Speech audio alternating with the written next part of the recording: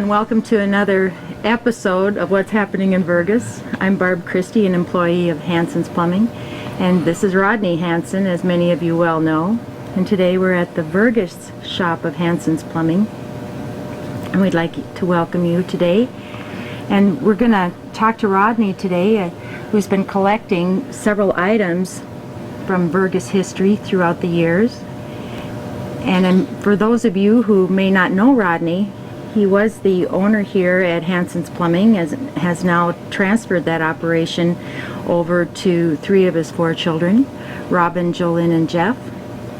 But Rodney still comes in almost every day of the year, except for when he's out of state, to handle counter sales and greet old and new customers.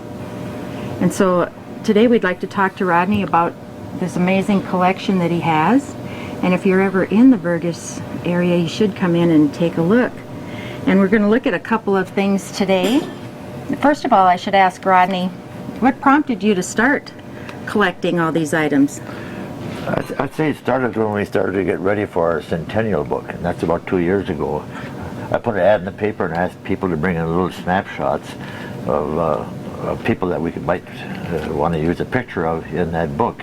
And I was overwhelmed, actually. I soon had 700 pictures, and I've arranged them in different categories now and have them on display here in albums. Or like you can have a story or a picture of families or farms or barns or social life or a night out at Perry's or a morning in church or 4 or 5 generations of friends that you know. It's a little unusual probably to have a TV program not selling merchandise, but I'm just talking about a little history corner we have here that people get interested in. Actually, we've built up a little area here with a desk and invite people to come in and sit down and think about their history. And they might come in here. It's not like Walmart or Home Depot where you're looking for a bargain. Here you come in and look for a picture of your grandpa when you used to do business with you. We have all that in here now. And what do all these pictures really have to do with the plumbing business, Rodney? I'm finding it hard to justify. In fact, that's probably why I moved back into a corner. We used to have the barber shop chair up in the front window, but that served its purpose there. And this is going to be my little corner, my memorabilia.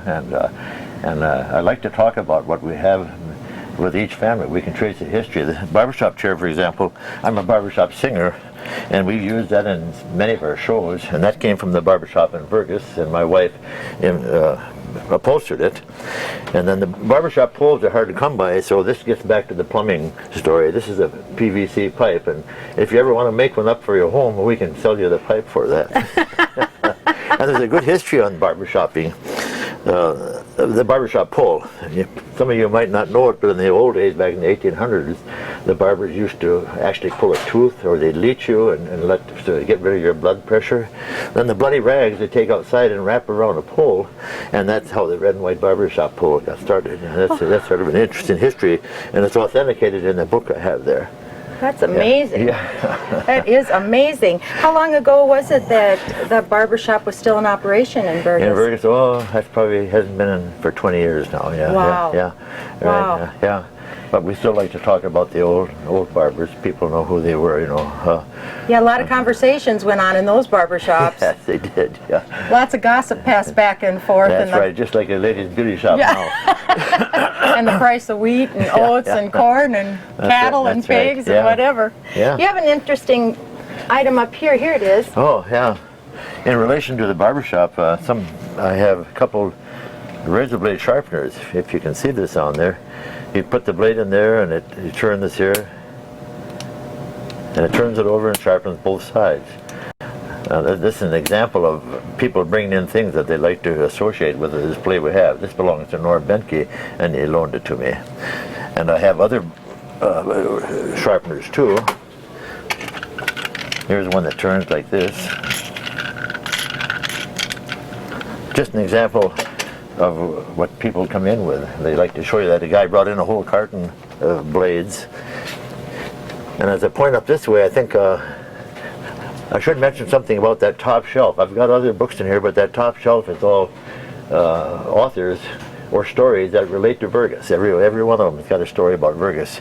You might find one there about Adolf Failauer. He wrote a good story about Vergus in the early days, back in the early 1900s. And recent stories, like Ernie Shanelak, he's got 2 or 3 stories. He lives on Rose Lake and writes stories. And Dennis Cornet's got a nice story there. Gene Taylor's got a cookbook. And you've also got some interesting information here too about some of the men from Vergus who have been in wars. Oh yeah, there's a book that we put out about Vergus veterans, but here's the 8x10 pictures of everybody that brought in a picture of themselves in a service uniform, and there's probably 100 pictures there, and it's fun to look through the guys that are now over 75, 80 years old, when they're 18, 19 years old and over in Europe, over in the Pacific. There's a couple other items of interest too here in the shop that when you're in here we'd like you to take a look at. Rodney's collection of antique tools. And also another novel item here in the shop are the musical instruments that Rodney has devised from items that are in the plumbing industry, like toilet seats or plungers and PVC pipe. So if you're in here, take a look at those. Also, he has a collection of the pottery from the Vergus Centennial that you may well enjoy, and many, many pictures on the walls and in books here that you should take a look at. We'd also like you to notice the original pump back there, or I shouldn't say original, the pump that Rodney has back there, totally unique, and he'd be happy to show you how it works. So once again, we'd like to thank you for joining us today.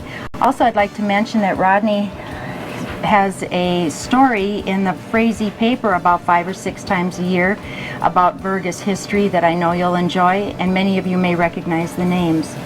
So from Vergus today, we'd like to say thank you once again for joining us, and come and visit Rodney at the Vergus shop.